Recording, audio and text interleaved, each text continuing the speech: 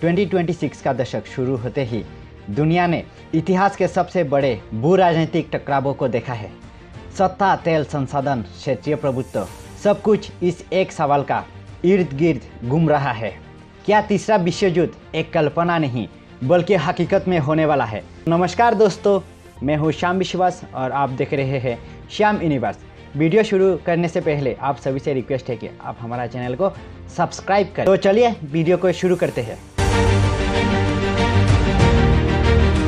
जनवरी 2026 में अमेरिका ने वेनेजुएला में एक अप्रत्याशित सैन्य कार्रवाई की है, जिसमें राष्ट्रपति निकोलस मादुरो को गिरफ्तार करके अमेरिका ले गया। और इसका मुख्य बिंदु है, अमेरिका ने स्ट्राइक चलाकर मादुरो को हिरासत में लिया, जिसका बचाव वो नार्को टेररिज्म के खिलाफ कार्रवाई के रूप में कर रहा है। इस कदम ने चीन, रूस और कई बड़े देशों ने इसकी कड़ी आलोचना को जन्म दिया है, जिन्होंने इसे संप्रभुता का उल्लंघन बताया है। लैटिन अमेरिका में स्थिरता पर चिंता बढ़ी है और कोलंबिया जैसे देशों ने सीमा पर सुरक्षा बढ़ाई है। यह संघर्ष सिर्फ अमेरिका और वेनेजुएला तक सीमित नहीं है, यह एक प्रतीक बन गया है कि वैश्विक शक्ति संघर्ष का है। दुनिया के सबसे गर्म तनावों में से एक है चीन और ताइवान का टकराव। इसका मुख्य बिंदु है, चीन ने ताइवान के आसपास सैन्य अभ्यास और ब्लॉकेड की कसरत जारी रखी है। अमेरिका और अन्य देशों की मौजूदगी तथा ताइवान की स्वतंत्रता की बातचीत ने क्षेत्रीय तनाव और बढ़ाया है। क्षेत्रीय शक्ति संतुलन पर यह संघर्ष एशिया प्रशांत को अस्थिर कर रहा है। यह संघर्ष सिर्फ दो पक्षों के बात के बीच नहीं है, यह वैश्विक शक्ति संतुलन की जंग है। कोरिया और जापान के बीच हाल के वर्षों में ऐतिहासिक सवाल और सुरक्षा तनाव खड़े हुए हैं। दोनों देशों के बीच डिप्लोमेटिक तनाव, खासकर ताइवान और सुरक्षा नीतियों को लेकर। लेकिन 2026 में राजनयिक बातचीत की कोशिश भी बढ़ी है, जैसे कोरियाई राष्ट्रपति की जापान यात्रा, जो उत्तर कोरिया के सुरक्षा खतरे और तकनीकी साझेदारी पर केंद्रित है।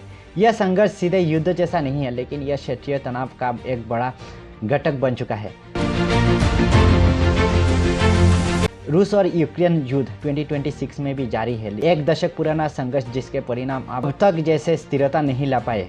यह संघर्ष 2022 के बाद दुनिया भर में सबसे बड़ा भूमि युद्ध बन चुका है। इसके कारण लाखों नागरिक विस्थापित हुए और यूरोप की सुरक्षा रणनीति बदल गई है। नाटो और पश्चिमी समर्थन यूक्रेन को जारी है, जबकि रूस कितियानी हितों को बरकरार रखना चाहता है।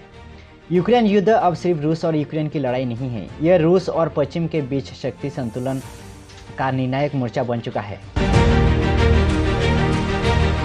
ईरान में दिसंबर 2025 के अंत से देशव्यापी विरोध प्रदर्शनों ने हिंसक रूप ले लिया है। शुरू में प्रदर्शन आर्थिक कारणों से शुरू हुई, महंगाई, रोजगार की समस्या और मुद्रा रियाल का तेजी से गिरना, लेकिन जल्द ही यह राजनीतिक असंतोष और सरकार के खिलाफ आवाज में बदल गई है। प्रदर्शनकारी अब केवल महंगाई और रोजमर्रा की कठिनाइयों के खिलाफ नहीं है, वे नए राजनीतिक बदलाव, शासकीय प्रणाली में सुधार और कुछ जगहों पर शासन परिवर्तन तक की मांग कर रहे हैं।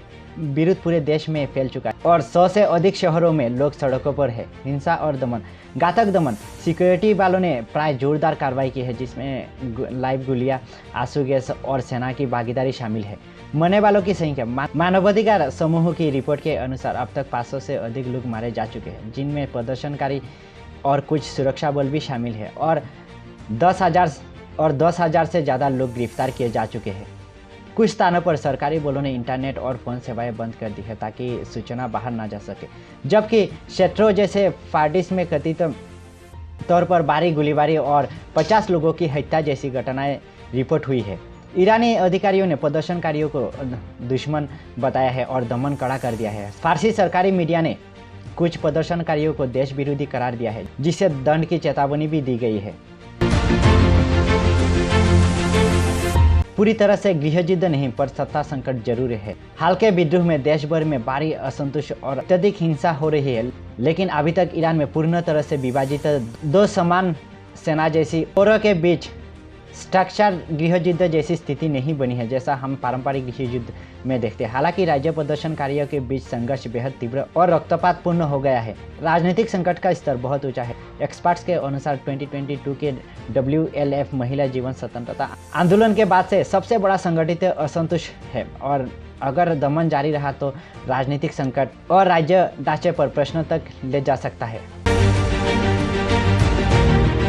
अमेरिकी प्रशासन ने स्थिति पर चिंता जताई है और कुछ कूटनैतिक संकेत दिए हैं, जबकि ईरान खुद अमेरिकी और इजरायली प्रभाव को दोषी ठहरा रहा है। पड़ोसी देश और क्षेत्रीय शक्तियों के लिए ईरान का तनाव राजनीतिक, आर्थिक और सुरक्षा चुनौती बन गया है, खासकर अगर संघर्ष लंबे समय तक चलने का संकेत दे। 2026 की शुरुआत में यह संघर्ष दिखाते हैं कि किस तरफ भीतरी राजनीतिक, तेल, शक्ति और इतिहास आज दुनिया को आकार दे रहे हैं। अमेरिका की हाइपर इंटरवेंशन नीति, चीन ताइवान तनाव वैश्विक शांति के लिए खतरा है। क्षेत्रीय तनाव जैसे कोरिया और जापान, रूस यूक्रेन युद्ध जारी है, ईरान की राजनीतिक और घरेलू अस्थिरता। क्या यह सिर्फ संघर्षों का साल है या कहीं हम दुनिया को एक बड़े युद्ध की ओर जाते हुए देख रहे हैं?